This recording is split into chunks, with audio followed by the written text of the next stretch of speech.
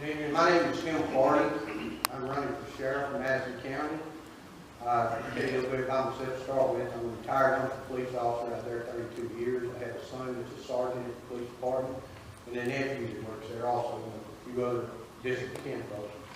But I'm running because we got a problem within the sheriff's department, and I encourage all of you that I didn't get to get one of my cards. I got a website on it that I've only mentioned a few things that the sheriff's department has been involved in. We paid out, and when I said we, we're talking about us as citizens. We paid out almost $1 million through the insurance, as the sheriff said, for misconduct by deputy sheriffs and everything. And the sheriff kind of laughed about it when he said it on the news. But I'm wanting to get in there to hold people responsible for their actions. I mean, nobody's above the law, especially not the law. And I want to make sure that's the way it goes. Well, we've got a lot of different things within the department also, not just the deputy down the street. We got sexual harassment cases. We got lawsuit after lawsuit about people dying in the jail. We had one son dying there from gangrene. Well, that's something he didn't have when he got in there. So there's a problem in the medical side of it, but the sheriff is responsible for that also.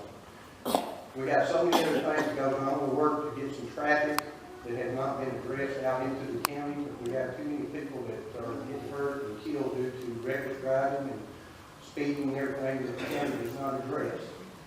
There's just several other things that goes on that we're going to work on the drugs. I've said in the past, I have ran, and I said then that we got a drug problem. Madison County's covered with bad drug problem. Current sheriff said we didn't have a drug problem. Said that our problem was cybercrime. Well, now, you'll hear that my opponent's been man, we got a drug problem. So I said it, he's going to say it. I just need y'all to keep me in mind. I'm Tim Clardy, I'm running for sheriff. Thank you. And we'll never have enough deputies. That is alarming to me. I mean, that is an anxiety attack, that we have a mentality that we are never going to have enough people to authoritarians? Yeah, to guard the criminals. So and here's my statement to that. And there's a lot of people in jail and prison that should not be there. And if we took those laws and made our laws strictly protecting people, their person and their property, and take out what they do in their private life, I believe we would have enough jails. And I was just like, Okay, I did say in a perfect world, I said in a perfect world, we would have enough. And I did say we would never have enough. And that's with the existing situation we're in now, because they're not going to fund it. I agree with you. There's a lot of things that need to be changed. But what we are facing right now, as the way it is right now, we'll never have enough people. We'll never have enough officers on the street, is what I'm referring to also. So if you were the sheriff, would you be in favor of changing laws that would put people in prison or jail for nonviolent crimes against nobody, as a means to save money, have enough jail? And after that question, we're going to move on. Okay. So answer to it, we're going to move on. Okay, as a sheriff, all you can do is put your opinion out and talk to the Correct. judges. The judges are the ones, and the legislators are the ones that change this law, make laws, and everything like that. The sheriff only enforces.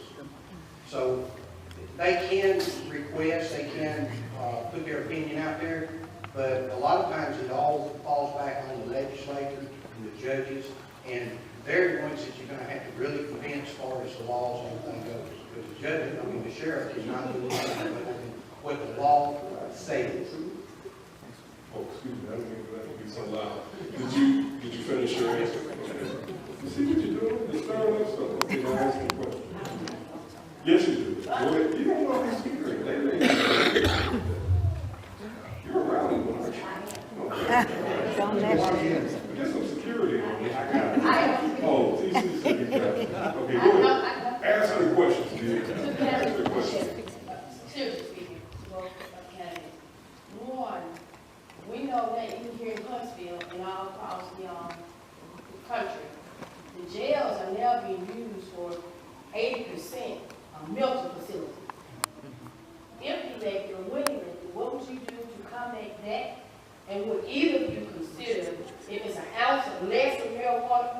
what is your take on legalizing it and not being so harsh and giving and destroying people's lives if they're caught with a blunt or something's personal use?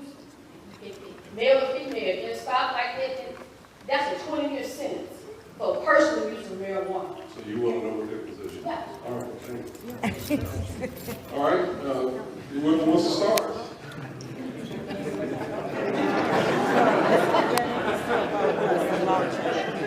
I'll answer. Okay. First off, they I are got a using. clock on you too. so- Yes, sir, I'm sorry. Yep. The answer to the question is yes, the jail is full of cases of mental illness. It is.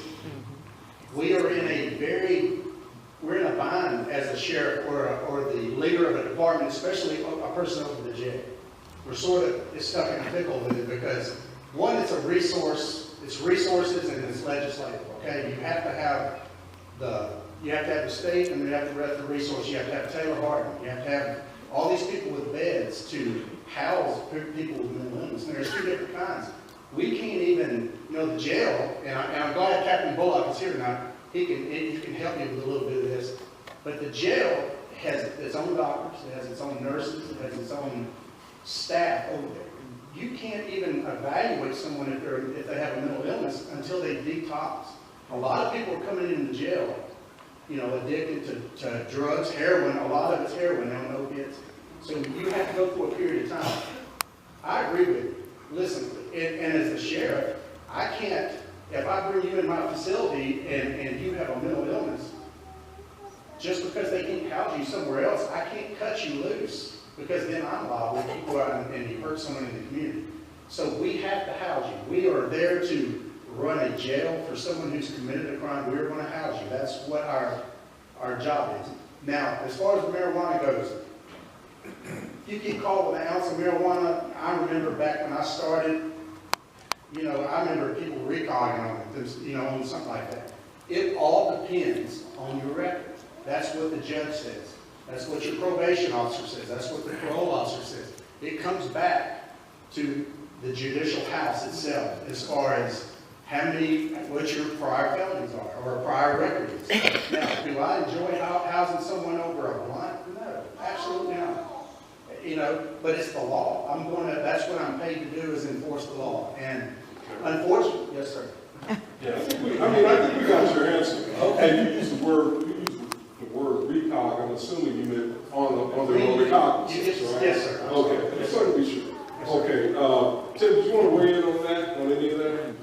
Or are you going to let Kevin just take all of that? Well, you said y'all were letting you talk, so it's your turn to talk. Okay, go ahead, sir. Yeah, it's pretty much like what Kevin was saying, you gotta house them, but there is, when you can work along with the probate judge and everything, with mental illness and everything, there is, part of the way of getting around for his courts and everything like that to get them through. But you got to be willing to set up a system where you can work with that, other than just bring them in, hook them up, put them in a cell. Like I said, if you will have a detox, but this has been going on the same way for so many years, and nobody seems to want to look at other alternatives and other ways to handle things. So it's kind of like, let's keep going the way it's been going, and we're not going to change. And what about the other part of the question as it relates to being caught with a joint, a blunt? Okay, again, that goes back to, that's like Rapone said, as a sheriff, you got to enforce the law. I will not be a selective sheriff, a selective enforcement sheriff. I'm not going to pick and choose what laws I'm going to enforce. If the law says this, then we got to enforce it until we can convince the judges and legislators to look into it and see if there is enough to change it. Okay, Michael, then you wanted to say something? Right. Well, wait. Let's be orderly so that we can.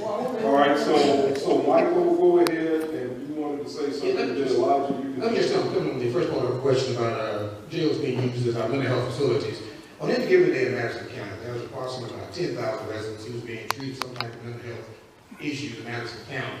And on any given day in our county jail, if my figures are correct as of today, on any given day, there's approximately about 25% of the inmates housed in our county jail that have some type of mental health illnesses. I think what we need to do is get with our state legislators, because going back to 2009, our state legislature, took away approximately $40 million from mental health. When that happened, that means that mental health hospitals had to close, consolidate, we lost all the mental health officials and persons at that point. So I think we need to get back with our state legislators to see about getting that money to reinvest.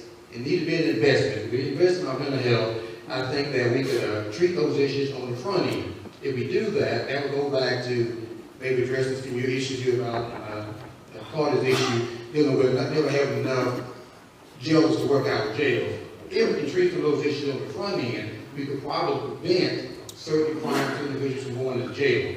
So I think there needs to be something done collaboratively with our local government, state government, county government, to have some type of alternative for officers. In other words, I was on for 31 years. Okay. And sometimes you need someone who has mental illness, you only have two choices, the hospital or the jail. Let's go to So it needs to be an alternative. Let's go to Elijah. Go ahead.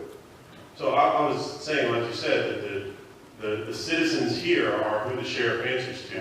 And if you turn an eye on a blunt, on an ounce of marijuana or less, or any amount more than that, these are the people who will say, yeah, you did a good job letting those people go. No one here is invested in locking up their neighbors or their coworkers for using marijuana. None of them. Nobody wants that. And these two sheriffs here said that they want to enforce the law as it's written. I will fix that law. I will take the discretion out of law enforcement and the judicial system for locking people up when they've not hurt anyone.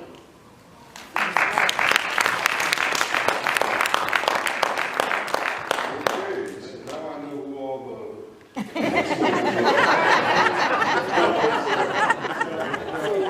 Kind of loud over there. yes, Reverend Shankston, I think you were waiting for a while. I apologize. Go ahead, Reverend Shankston. I'm sorry, Frank, real if I can have just a moment. If Reverend Shanklin is okay with that, you okay to give him a quick? And then Reverend Shanklin, you'll be right after. I wanted to ask, Or you can go now. I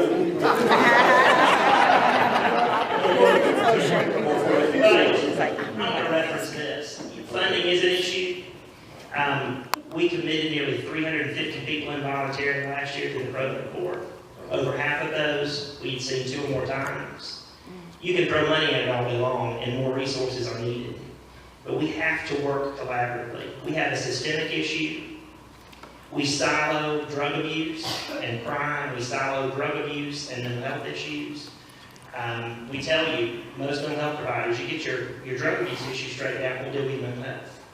We have a much bigger will to turn than just putting money in the process. Yes, it's needed.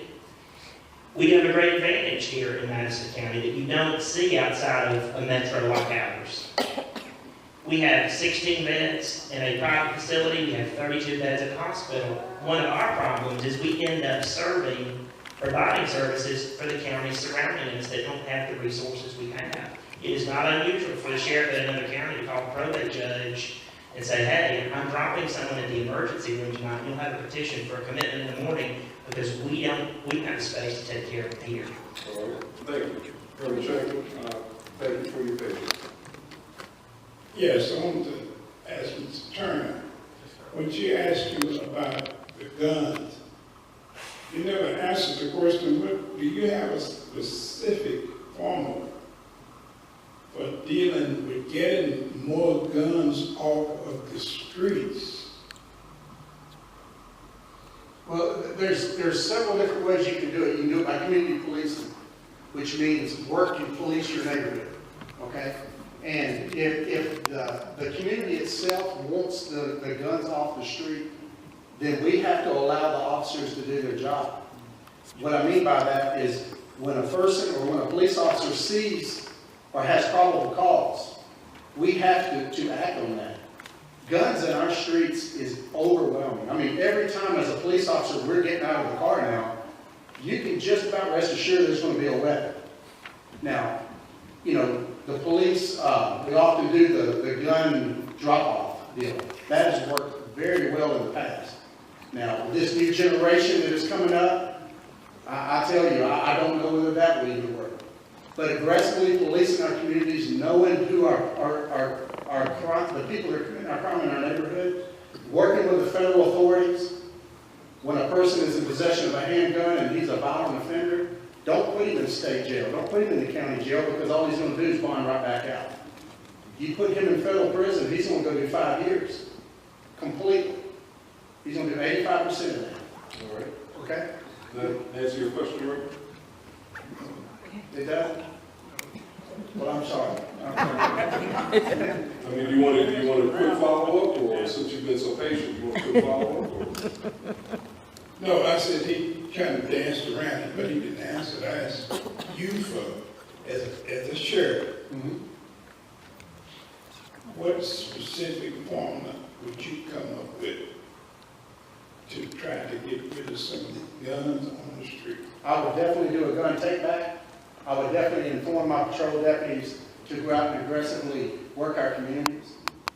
I would follow up with all the pawn shops and find out who is buying these weapons, and maybe doing straw purchases. Work with the ATF office. And, you know, a lot of people don't know what a straw purchase is. When you send a person in there that has no record, and they're buying 10 to 15 weapons at a time, that's a problem. And they're bringing them back to our community, and guess what they're doing? They're selling for $50, $75 a piece. The kids that are breaking in our houses out here, who are stealing all of our handguns out of our houses, are going to the local drug dealer to pawn their weapons for the dope, or their flat screens for the dope. You know who your problems are in your neighborhood. And the community's got to work with us. Absolutely. I mean, that is one thing back in the 90s, when I worked the streets on an everyday basis from 95 to 2006, I promise you I could not drive in a community without somebody in the community calling and letting me know what's going on out here in the community that day. And it is a very powerful resource for law enforcement. Thanks, Kevin. All right, Appreciate it. Bob, any questions? I'd like to switch to the Public Service Commission. We hear a lot about keeping coal jobs in the state, but we don't hear much about the health care of those people affected by coal dust, etc. Your views on that? On the actual health care or the coal problem that we have? Coal. So I am a firm believer that we need to move away from burning coal to generate energy. And part of the reason is because clean energy is now cheaper than coal energy, so it would save us money on our rates. But also, when Twinkle Kavanaugh ran a few years ago, she said, jobs, jobs, jobs. And she made it sound like if we stopped burning coal in Alabama, we would be taking away coal mining jobs in Alabama. And that's very misleading, because we mine a very specific type of coal here. It is a higher grade of coal that gets primarily shipped out of our country to be used in steel fabrication. You would never use that type of coal in a coal burning power plant. We don't have that type of coal in Alabama, so we ship it in from Wyoming, Illinois, and Latin America. So when we protect coal mining jobs by burning coal for energy, we are protecting those jobs elsewhere. They're not in-house, okay? So I just want to clear up any misinformation about that. But also, I mean, it is She was also supported by the coal industry. What is? She was also supported Oh, by yeah. the coal So industry. the 3 commissioners that currently serve our state are primarily, their campaigns are primarily funded by the coal industry, and a big funder is Drummond Company. And that's the same company that was just convicted, one of their executives was convicted of 6 counts of bribery. They were paying an elected official to spread misinformation about a site, a neighborhood, that should have been an EPA Superfund cleanup site. But this elected official was walking around saying, don't let them test your soil, it'll just reduce your property value. And it turns out people there are dying of cancer at crazy rates. We know how far this company will go to protect their profits, and the Public Service Commission is the government body that has the most influence on their profits, okay? So those 3 commissioners are champions of burning coal to create energy. We have 9 coal-burning power plants in Alabama. We have at least 44 coal ash ponds. They dump lead, mercury, and arsenic into our waterways. We're #1 for freshwater biodiversity, but 100 of our fish species cannot be consumed. And also, we're hearing a lot in, international news about our problem with global warming. And here in Alabama, we have one of our coal-powered plants is the #2 emitter of CO2 in the entire nation. So we have a lot of problems that come from burning coal, and I want to move away from that. I want to push for renewable portfolio standards where utilities are mandated to have a certain percentage. Sorry, okay.